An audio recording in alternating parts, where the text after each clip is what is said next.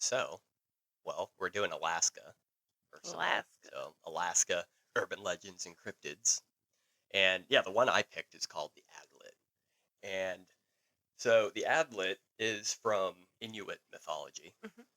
It was a popular story in Greenland, Baffin Islands, Alaska, pretty much all of the northern territories of the Americas. This legend, it pops up in a lot of their cultures. Now, was it mythology or folklore? Or are those tomato, It's tomato? tomato tomato Tomato, for tomato. this. So I would call it mythology because it came from like the Inuit culture. Okay. So I read two articles, and both telling basically the similar story with like little details changed here and there. And then I watched a YouTube video from a YouTube channel called Metal Detecting in Alaska. Oh my I knew god. you were gonna roll your eyes. I've recently taken up the hobby of metal detecting, and Fern thinks to, I'm a dork to, because of it. to the point that you point out people at the beach and you're like, goals. People at the beach who are metal detecting and you point at them and you go, goals. And they're like Yeah, the bummiest looking people. those men are kings. Okay. Okay.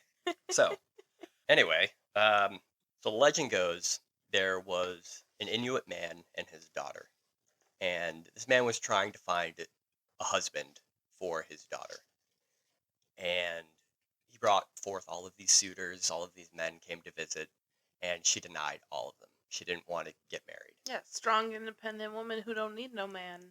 Oh, she needed something. So she married a dog, No. and she married this dog.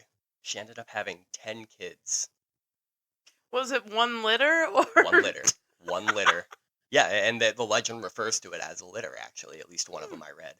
And fascinating enough, one of the other like version of the story, some versions of it don't say it's a dog, they say it's a demon. So I think that might just be like the Christianized version of it, but dog. So they had 10 children, all of which had dog lower halves and man upper halves. I thought it was the other way around.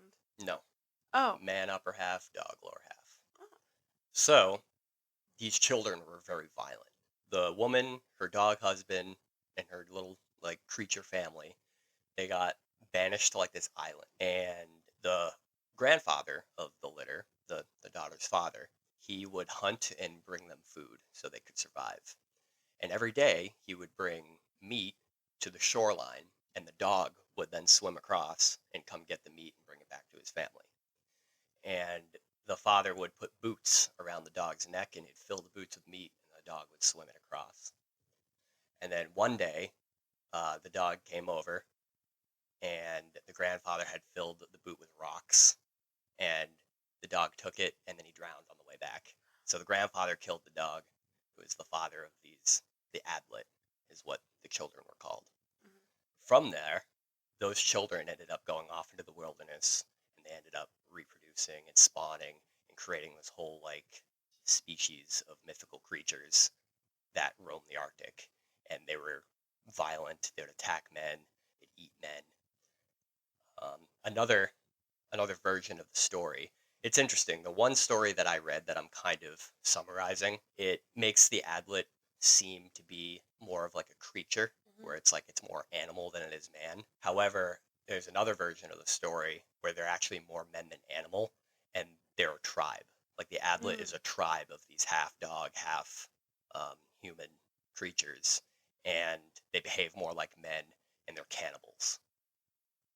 So that was the other story of like the Adlet tribe as opposed to like the Adlet creature. But it's kind of interesting. But yeah, so that was the end of the story is Mhm. the grandfather kills the dog, and then the children go forth and reproduce and create this mythical.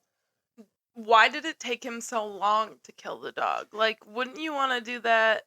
See, here's something that I found interesting. And this is why I kind of don't agree with the demon um, interpretation of the story.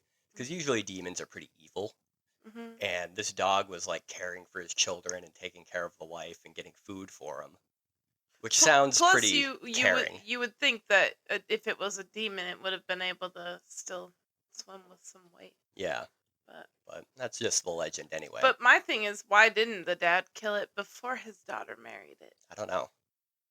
She just wanted to marry the dog, I guess. Which I started researching into a little bit of this. There's suggestions that this story and then the European story of the werewolf have a lot of like similarities, Mm. and they think they might be connected. And I started theorizing. I was like, well, the Norse are up in Greenland, and this Mm. is like one of the areas where this story was prominent. Maybe Yeah. the Norse got this story from the Inuit and then brought it back to Europe, Uh-huh. and then that became the European legend. So I researched a little bit into it, kind of seeing like when werewolf mythology started popping up in Europe, and I found out werewolf mythology is in almost every mythology Mhm. all over the world. Like Indian mythology, Greek mythology. I forget what they called it in Greek mythology. I meant to write it down. I can't remember the name for it, but it was in Greek mythology. It was in Indian mythology. Um, the Navajos have like a version of werewolves, which is the skinwalkers. But the only difference that I kind of saw with like the legend of the Adlet and other like werewolf mythology is Mhm. all of those other ones kind of tell the same story of a normal man morphing into this wolf creature. Where in this story they don't morph back and forth. Like they are just like half man, half wolf all the Yeah. time. And that was like the biggest difference. So I don't know. I don't think there's really a similarity. I think it's just one of those things like in a lot of mythology, like whether it's floods or creation stories or like the concept of gods. It's just one of those things that just pops up in all of these mythology tales. But I don't know. I thought that was interesting. It was pretty interesting Yep. and creepy. Very creepy. I like don't even want to think about Hmm. it. How they came to be. I'm like, ugh. But also, yeah, this one is a prominent tale in Alaska. I think one of the articles I actually read it about, it was called the Anchorage Daily News. Oh, And nice. that's where I discovered it and then kind of just branched out from there. But Nice. yeah, Yeah, it popped up in a lot of my research as well. yeah, it's an interesting one for sure. Hmm. But I decided to go with one that's harder to pronounce. Cool. The Qalupalik. Qalupalik. Hmm. Mm. I even looked up the sounding, the pronunciation, and listened to stories on it so I could kind of. Obviously, they say it a little bit quicker and, more with a nice accent to it. Hmm. Not me. I am phonetically, well, not even phonetically, it's spelled wildly. But it's the Qalupalik. And I will stutter every time I have to mention it. But the Qalupalik is half woman and half aquatic creature. Does it sound familiar? Wow. Yeah. What do you think of when you think of half aquatic, half human? Mermaids. Mermaids. Even a selkie. You think of like the really pretty ones, right? Yep. Yeah. Not these. Not these guys. They are just a bit different. There's nothing attractive about them. They are described as aquatic humanoids with scaly, bumpy skin. They are often depicted as having fins coming out of the top of their heads, backs, and torsos. Their hands are webbed and clawed, and they're made to hunt. Um, Most hauntingly, they carry what is called an amati. And amatis are they were worn by Inuit women to secure babies to their backs. They carry the amati so they can snatch small Inuit children. So much like yours, mine comes from Inuit folklore. Hmm. And, oh, they're also said to smell like sulfur and wear eider duck clothing, which is like a fur parka. Okay. I had to look that up because I wasn't sure Yeah, I was gonna what it ask anyway. was. Yeah. Um, yeah, so they're pretty gross looking.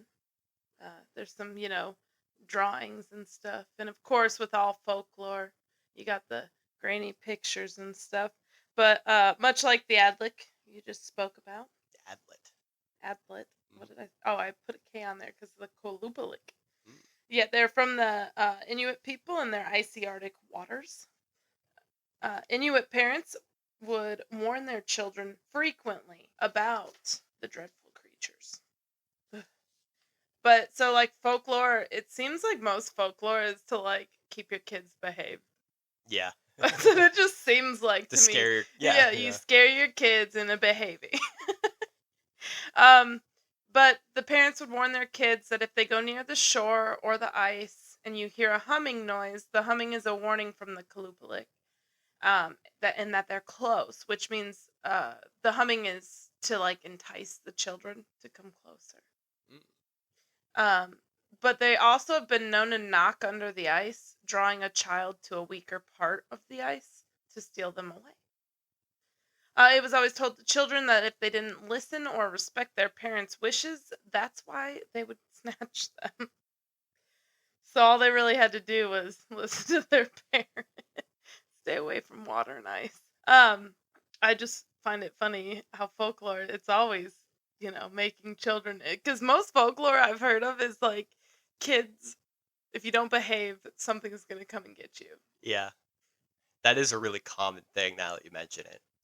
Yeah, my mom told us a scary story to get us to make our beds with sheets when we were kids.